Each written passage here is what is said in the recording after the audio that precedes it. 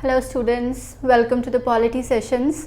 तो स्टार्ट करते हैं। हमारा आज का टॉपिक बहुत ही छोटा सा टॉपिक है, कोई ज़्यादा बड़ा टॉपिक नहीं है, बट बिल्कुल इम्पॉर्टेंट है ये topic. Amendment of the constitution, यानी जो हम संविधान का संशोधन करते हैं। हम जब से हमारे पॉलिटी के सेशन शुरू हुए हैं, हम एक बात ज़रूर पढ़ रहे हैं तब से, कॉन्स्टिट्यूशनल अमेंडमेंट, संविधान में संशोधन। तो वो जो बेसिकली संविधान में संशोधन होता है वो कैसे होता है, क्या प्रोसीजर फॉलो होता है, कॉन्स्टिट्यूशन में ये चीज़ कहाँ पर लिखी हुई है, तो ये सभी को आज हम देखेंगे। बहुत ही छोटा सा टॉपिक है बट इम्पॉर्टेंट है। तो देखिए, सबसे पहले आता है अमेंडमेंट ऑफ कॉन्स्टिट्यूशन, कि हम हमारे जो संविधान है, संविधान एक सुप्रीम अथॉरिटी है, सुप्रीम पावर है इंडिया में। इंडिया में अगर सबसे ज़्यादा जो पावर है किसी के पास, तो वो किसके पास है? स्टेट के पास, सेंटर के पास, किसके पास है?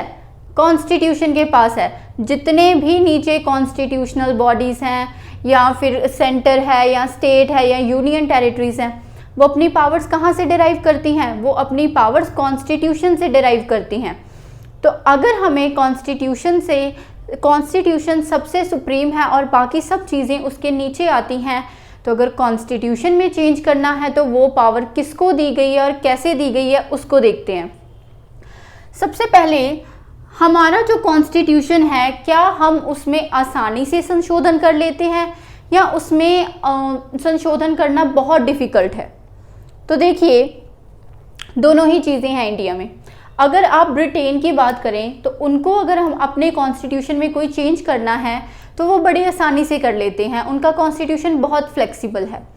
अगर यूएसए वालों को, अमेरिका को अपने कॉन्स्टिट्यूशन में चेंज करना है तो वो बहुत रिजिड कॉन्स्टिट्यूशन है, क्योंकि वहाँ पर जो है कॉन्स्टिट्यूशन में चेंज करना इतना आसान नहीं है, क्योंकि वहाँ पर फेडरल गवर्नमेंट है। ओके, अगर हम हमारे भारत में बात करें तो भारत का कैसा सिस्टम है? Federal system with a unitary बायस। इसका मतलब हमारा जो कॉन्स्टिट्यूशन है वहाँ पर हम चेंज कर सकते हैं, अमेंडमेंट कर सकते हैं। ऐसी बात नहीं है कि नहीं कर सकते। कितनी सारी अमेंडमेंट हो गई, 105 अमेंडमेंट्स हो गई सो फार।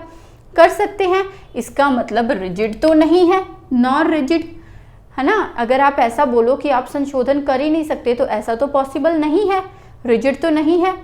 बट क्या आपका जब भी मन किया आपने कॉन्स्टिट्यूशन उठाया और उसमें आप संशोधन कर सकते हो?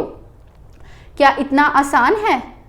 नो, इतना बड़ा हमें प्रोसीजर फॉलो करना पड़ता है और फिर ही हम कॉन्स्टिट्यूशन में अमेंडमेंट कर सकते हैं। तो इसका मतलब कॉन्स्टिट्यूशन में अमेंडमेंट करना ऐसी बात नहीं है कि आप नहीं कर सकते, रिजिड नहीं है बट फ्लेक्सिबल भी नहीं है। ऐसा भी नहीं है कि आपने कॉन्स्टिट्यूशन उठाया और उसमें चेंज कर दिया, ऐसी भी बात नहीं है। आपको फ्लेक्सिबिलिटी तो उसमें है, यानी इतना भी फ्लेक्सिबल नहीं है कि आपने उठाया और उसमें अमेंडमेंट कर दी। उसको अमेंड करने के लिए एक प्रॉपर प्रोसीजर फॉलो करना पड़ता है। तो इसका मतलब आपका कॉन्स्टिट्यूशन इतना भी फ्लेक्सिबल नहीं है जितना कि ब्रिटेन का है, और आपका कॉन्स्टिट्यूशन इतना भी रिजिड नहीं है जितना कि यूएसए का है। और हम हमारे कॉन्स्टिट्यूशन में अमेंडमेंट कर सकते हैं, संशोधन कर सकते हैं। ये प्रोविज़न हमें कहाँ पर दी गई है? ये प्रोविज़न हमें कॉन्स्टिट्यूशन में ही दी गई है कि आप कॉन्स्टिट्यूशन का अमेंडमेंट कर सकते हो। कहाँ पर दी गई है? कॉन्स्टिट्यूशन के पार्ट आर्टिकल 368 पार्ट 20, यानी कॉन्स्टिट्यूशन के 20th पार्ट के में एक ही आर्टिकल आता है। कॉन्स्टिट्यूशन के 20th पार्ट में एक ही आर्टिकल आता है, आर्टिकल 368, और वो आर्टिकल बताता है कि आप अपने कॉन्स्टिट्यूशन को अमेंड कर सकते हो, उसमें कोई भी चेंज कर सकते हो। अब कॉन्स्टिट्यूशन तो अब सुप्रीम कोर्ट ने बोला कि ठीक है, कॉन्स्टिट्यूशन का आर्टिकल 368 बता रहा है कि आप कॉन्स्टिट्यूशन में चेंज कर सकते हो जब भी आपका मन करे। बट सुप्रीम कोर्ट ने एक ऐसा केस आया था, बहुत इंपॉर्टेंट, केशवानंद भारती केस, जो कि 1973 में आया था। और उस समय सुप्रीम कोर्ट ने ये फैसला दिया था इस केस के बाद कि ठीक है, आर्टिकल आपको ये पावर देता है कि आप कॉन्स्टिट्यूशन को अमेंड कर सकते हो जब भी आपका मन चाहे, बट आप उसके बेसिक स्ट्रक्चर को चेंज नहीं कर सकते। बेसिक स्ट्रक्चर जो कि उसके प्रीएम्बल में दिया हुआ है, जो कि आपको इक्वालिटी देनी है, जस्टिस देना है, लिबर्टी देनी है, फ्रेटर्निटी बनाकर रखनी है, ये सब बेसिक स्ट्रक्चर होते हैं। फंडामेंटल राइट्स हो गए, ये सब बेसिक स्ट्रक्चर है, आपको इनमें कोई चेंज नहीं करना, बेसिक स्ट्रक्चर को आपने अमेंड नहीं करना, उसके अलावा आप कोई भी चेंज कॉन्स्टिट्यूशन में कर सकते हैं। तो ये बात कहां पर दी गई? केशवानंद भारती केस 1973 के बाद। नेक्स्ट देखिए, अगर आपको कॉन्स्टिट्यूशन में कोई संशोधन करना है तो वो प्रोसीजर किस प्रकार से फॉलो किया जाता है? तो सबसे पहले कॉन्स्टिट्यूशन को अमेंड करने का जो राइट है वो सिर्फ और सिर्फ पार्लियामेंट के पास होता है और स्टेट लेजिस्लेचर के पास नहीं होता।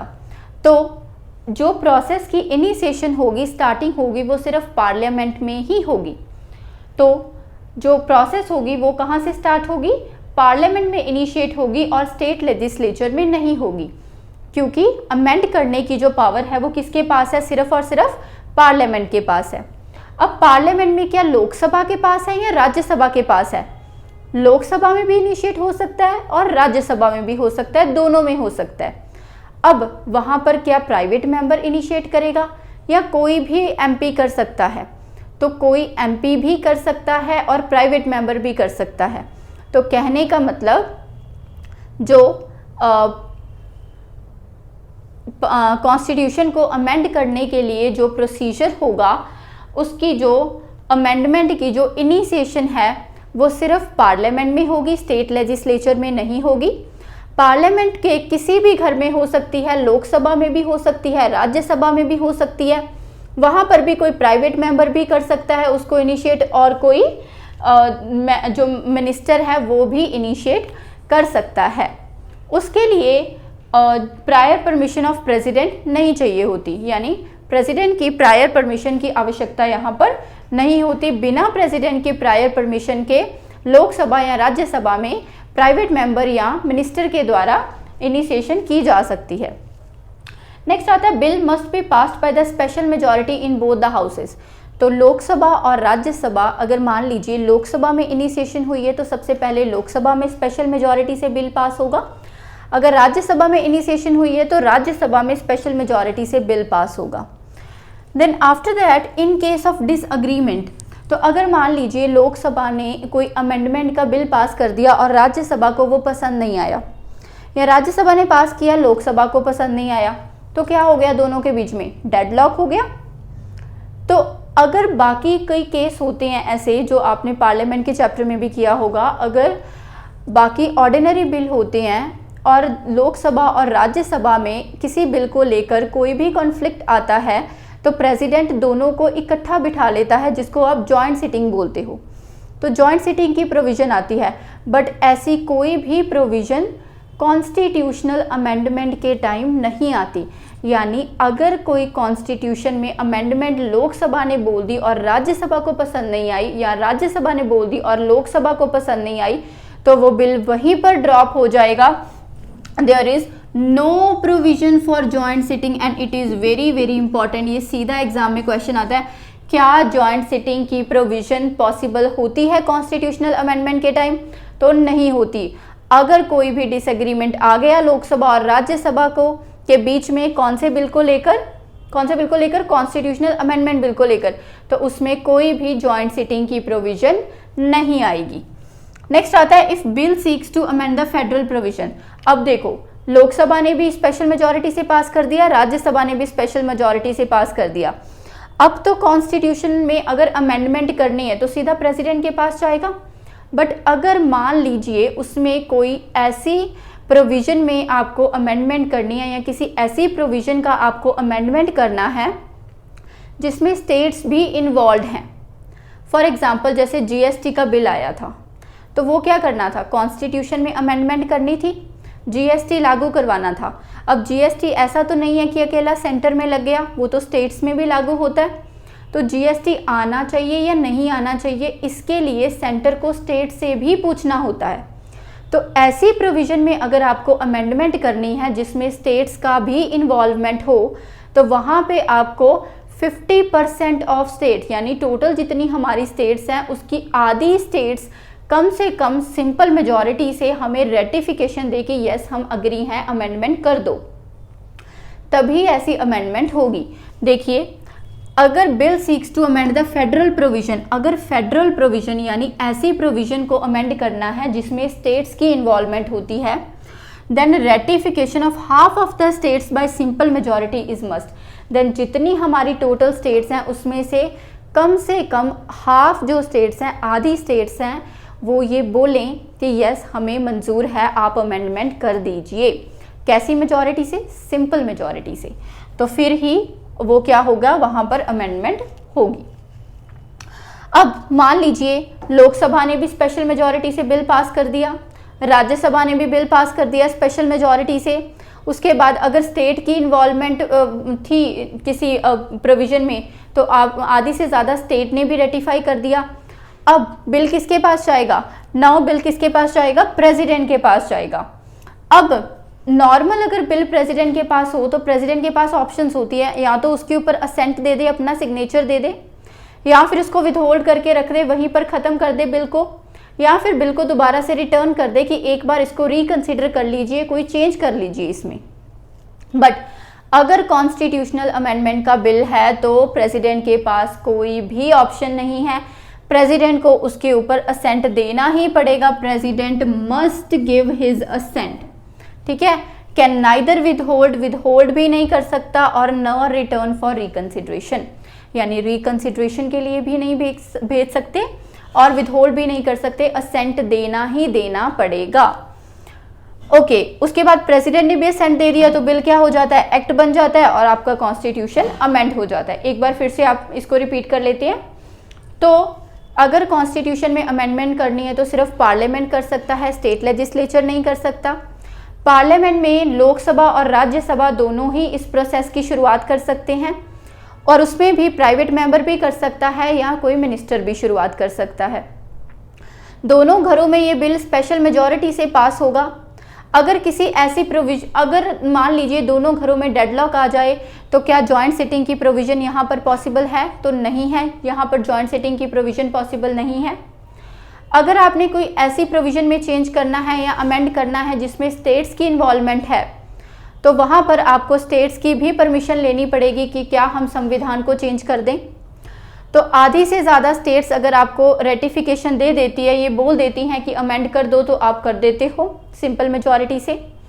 उसके बाद ये बिल जाएगा प्रेसिडेंट के पास, लोकसभा और राज्यसभा ने भी पास कर दिया, स्टेट्स ने भी पास कर दिया, हाफ स्टेट्स ने भी पास कर दिया। अब बिल जाएगा प्रेसिडेंट के पास। प्रेसिडेंट के पास कोई ऑप्शन नहीं है, प्रेसिडेंट को उसके ऊपर साइन देना ही पड़ेगा, असेंट देना ही पड़ेगा।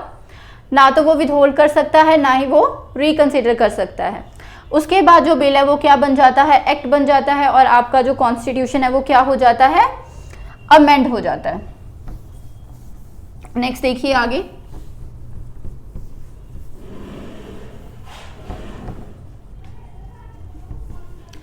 अब अगर बात की जाए अमेंडमेंट ऑफ कॉन्स्टिट्यूशन की, तो 3 तरह से आप अपने कॉन्स्टिट्यूशन को अमेंड कर सकते हो। 3 तरीकों से आप अपने कॉन्स्टिट्यूशन को या भारतीय कॉन्स्टिट्यूशन है वो अमेंड किया जा सकता है 3 तरह की मेजॉरिटी से। पहला जो वे होता है वो होता है बाय सिंपल मेजॉरिटी, यानी सिंपली जितने भी लोग वहाँ पर मौजूद होते हैं उस समय पर लोकसभा और राज्यसभा में, वो सिंपल मेजॉरिटी से हैंड रेज करेंगे या ए एंड ने, इस तरीके से वहाँ पर वोटिंग करवाई जाती है। सिंपल वोटिंग होगी। अगर मेजॉरिटी ऑफ लोग बोलेंगे कि अमेंडमेंट कर दो तो अमेंडमेंट हो जाएगी, अगर मेजॉरिटी बोलेगी कि अमेंडमेंट नहीं करनी तो अमेंडमेंट नहीं होगी। वो होते हैं सिंपल मेजॉरिटी वाले केसेस। और ऐसे जो केसेस होते हैं वो आर्टिकल 368 के अंदर नहीं आती, यानी आर्टिकल 368 के अंदर ऐसी अमेंडमेंट्स नहीं आती। मान लीजिए एक संविधान है, संविधान में संशोधन करना है, अमेंडमेंट करनी है लोकसभा और राज्यसभा को यानी पार्लियामेंट को, उनके आगे संविधान पड़ा है। अगर तो उनको सिंपल तरीके से ही अमेंडमेंट करनी है, बहुत सारी अमेंडमेंट्स ऐसी होती हैं जो सिंपल मेजॉरिटी से ही हो जाती है, आपको स्पेशल मेजॉरिटी की आवश्यकता ही नहीं होती। ऐसी जो अमेंडमेंट्स होती हैं वो आर्टिकल 368 के अंदर नहीं आती, वो सिंपल तरीके से आप अमेंडमेंट वहाँ पर कर सकते हैं। दूसरी तरह की जो अमेंडमेंट आती है वो आती हैं बाय स्पेशल मेजॉरिटी, यानी ऐसी अमेंडमेंट्स जिसमें आपको स्पेशल मेजॉरिटी की आवश्यकता होती है। स्पेशल मेजॉरिटी में क्या होता है, 2/3 ऑफ द मेंबर्स, 2/3 मेंबर्स वहां पर प्रेजेंट हो एंड वोट कर रहे हो। 2/3 मेंबर्स वहां पर प्रेजेंट होने चाहिए और वोट कर रहे हो। और अमेंडमेंट कब होगी, जब 50% of the total membership of the house,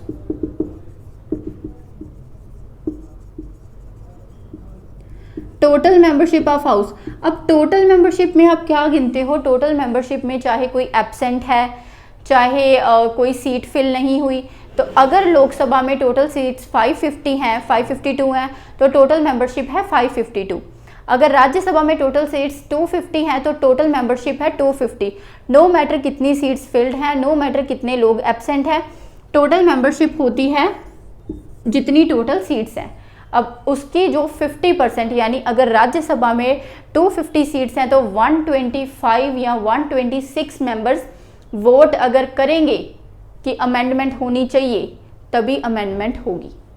okay, और प्रेजेंट कितने होने चाहिए उस समय पर लोग, 2/3 मेंबर्स, यानी वोटिंग के समय 2/3 मेंबर वहां पर मौजूद होने चाहिए, प्रेजेंट होने चाहिए, और 50% ऑफ द टोटल मेंबरशिप उसके हक में अगर वोट करेंगे तभी वो चीज़ होगी, और इस चीज़ को हम बोलते हैं स्पेशल मेजॉरिटी। ऐसी अमेंडमेंट्स जो होती हैं वो आर्टिकल 368 के अंदर आती हैं। और तीसरी तरह की जो अमेंडमेंट होती हैं वो होती हैं special majority plus ratification of states, यानी तीसरी तरह की वो अमेंडमेंट्स होती हैं जहां पर स्टेट्स की इन्वॉल्वमेंट होती है। ऐसे संशोधन जहां पर स्टेट की इन्वॉल्वमेंट होती है।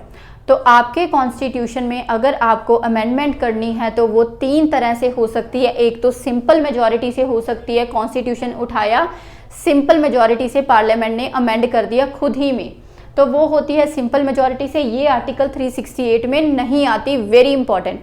आर्टिकल 368 जो हमने पूरा प्रोसीजर पिछला पढ़ा था तो उसमें मैंने आपको बताया भी था कि लोकसभा और राज्यसभा स्पेशल मेजॉरिटी से पास करेंगे बिल को। तो अगर लोकसभा और राज्यसभा स्पेशल मेजॉरिटी से पास कर रहे हैं तो ऑब्वियस सी बात है वो अमेंडमेंट स्पेशल मेजॉरिटी वाली अमेंडमेंट है। तो स्पेशल मेजॉरिटी वाली एक तो ये अमेंडमेंट है और एक ये अमेंडमेंट है। तो इसका मतलब वो अमेंडमेंट अब सिंपल मेजॉरिटी वाली नहीं है, तो इसका मतलब वो अमेंडमेंट आर्टिकल 368 में नहीं आती। नेक्स्ट अमेंडमेंट होती है जो स्पेशल मेजॉरिटी से की जाती है, और थर्ड अमेंडमेंट होती है जो स्पेशल मेजॉरिटी से लोकसभा और राज्यसभा भी पास करते हैं। और क्योंकि ऐसी प्रोविजन में अमेंडमेंट करनी है जिसमें स्टेट्स की इन्वॉल्वमेंट है तो स्टेट की रेटिफिकेशन भी इम्पॉर्टेंट है। तो ये 3 तरह की अमेंडमेंट्स बेसिकली होती हैं। ये दोनों अमेंडमेंट्स आती हैं आर्टिकल 368 के अंडर, और ये अमेंडमेंट आर्टिकल 368 के अंडर नहीं आती। कुछ एग्जाम्पल्स ले लीजिए। जैसे मान लीजिए हमने कोई नई स्टेट को इस्टेब्लिश करना है, आर्टिकल 1, 2, 3 नई स्टेट को इस्टेब्लिश करना है। किसी नई स्टेट को हमने ऐड करना है हमारे इंडिया के अंदर, तो वो भी सिंपल मेजॉरिटी से आ जाता है। किसी स्टेट में आपको लेजिस्लेटिव काउंसिल बनानी है या नहीं बनानी, वो भी सिंपल मेजॉरिटी से पास हो जाता है, उसके लिए भी स्पेशल मेजॉरिटी की आवश्यकता नहीं है। सेकेंड शेड्यूल में अगर आपको कोई चेंज करना है, सेकेंड शेड्यूल जैसे कि अलाउंसेस या एम्यूलमेंट या सैलरीज, उसमें अगर आपको कोई चेंज करना है। देन फिफ्थ शेड्यूल में अगर आपको कुछ चेंज करना है, फिफ्थ शेड्यूल या फिर सिक्स्थ शेड्यूल, अगर फिफ्थ और सिक्स्थ शेड्यूल अगर आपको याद होंगे तो हमने शेड्यूल्स के टाइम पे ये किया भी था। फिफ्थ और सिक्स्थ शेड्यूल में बेसिकली क्या होता है, जो कि स्पेशल प्रोविजंस दी जाती हैं किसी दूसरी स्टेट को, तो वो सब कहाँ पर आती हैं, फिफ्थ और सिक्स्थ शेड्यूल में आती हैं, वो चीज़ें आ जाती हैं। Then use of official language, भाषा, कौन सी लैंग्वेज का इस्तेमाल करना है, ऑफिशियल लैंग्वेज, वो भी किस में आ जाती हैं, वो भी सिंपल मेजॉरिटी में आ जाती हैं। Then quorum in the parliament, parliament की अगर मीटिंग होगी तो वहाँ पर कितने लोग मिनिमम प्रेजेंट होने चाहिए उस मीटिंग को अटेंड करने के लिए, उस मीटिंग को जारी करने के लिए, वो होता है कोरम। तो कोरम कितने लोगों का होना चाहिए? तो एट प्रेजेंट कितना है, जितनी मेंबरशिप है उसका 1/10 हिस्सा, यानी 1/10 ऑफ द मेंबर जो है वो कोरम बनाते हैं।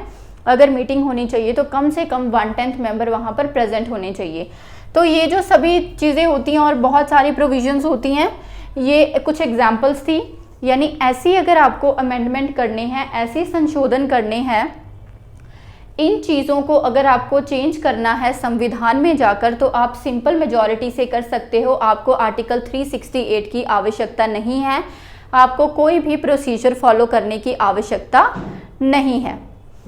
सेकंड जो आता है वो आता है स्पेशल मेजॉरिटी से। ये एक प्रॉपर तरीका होता है अगर आपको अमेंड करना है। इसमें एग्जाम्पल आती है अगर आपको फंडामेंटल राइट्स में कोई चेंज करना है, अगर आपको डीपीएसपी में कोई चेंज करना है, या कोई भी प्रोविज़न जो कि यहाँ पर और यहाँ पर नहीं आती वो सभी यहाँ पर आती हैं।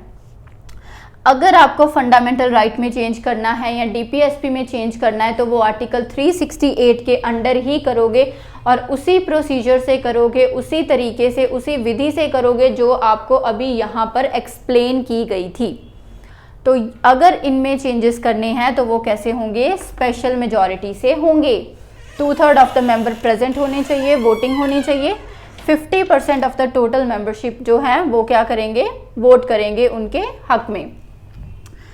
Now the last one is special majority और ratification of state. For example यहाँ पर जीएसटी का बिल आया था, जीएसटी के लिए भी आपको कॉन्स्टिट्यूशन में अमेंडमेंट करनी थी, ऑब्वियस सी बात है। तो वो सिर्फ सेंटर के लिए नहीं था, सेंट्रल जीएसटी भी आता है, स्टेट का जीएसटी भी आता है।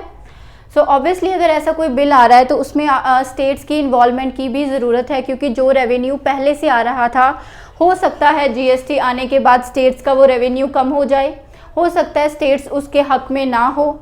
ठीक है, तो आपको रेटिफिकेशन स्टेट से लेना पड़ेगा कि क्या आपको भी चाहिए कि जीएसटी का बिल आए।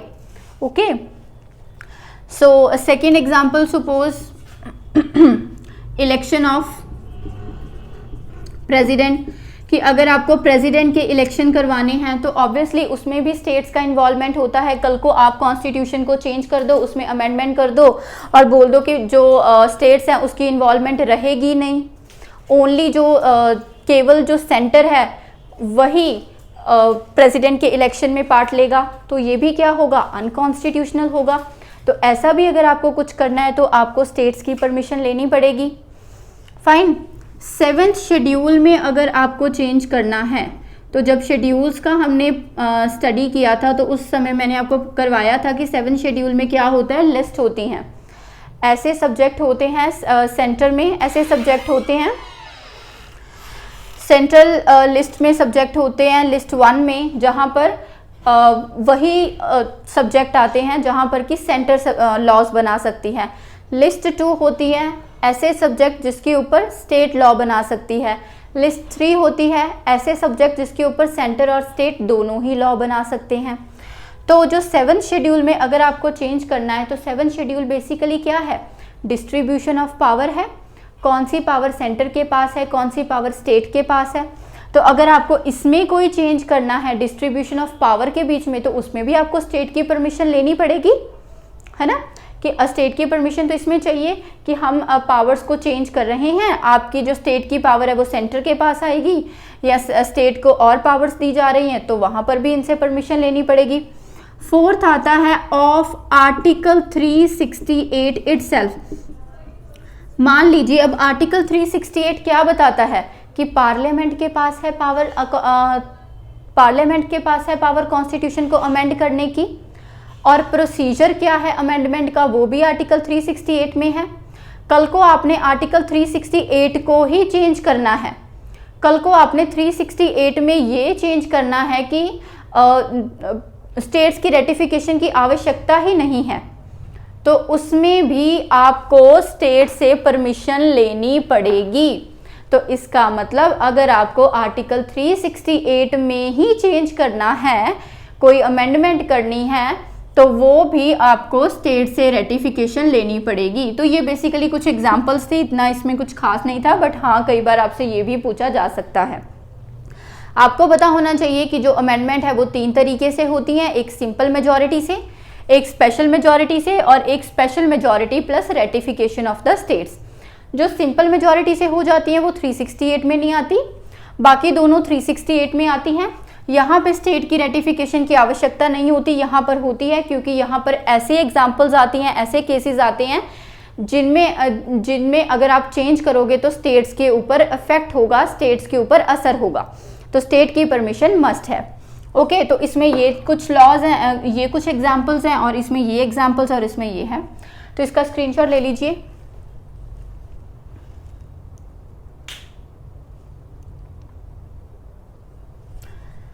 ओके, सो इसी के साथ हमारा ये जो टॉपिक था ये फिनिश होता है। बहुत छोटा टॉपिक था, बट ऑब्वियसली यहाँ से भी क्वेश्चन आपको पूछे जा सकते हैं। सो आई होप आपको समझ आया होगा। Thank you so much.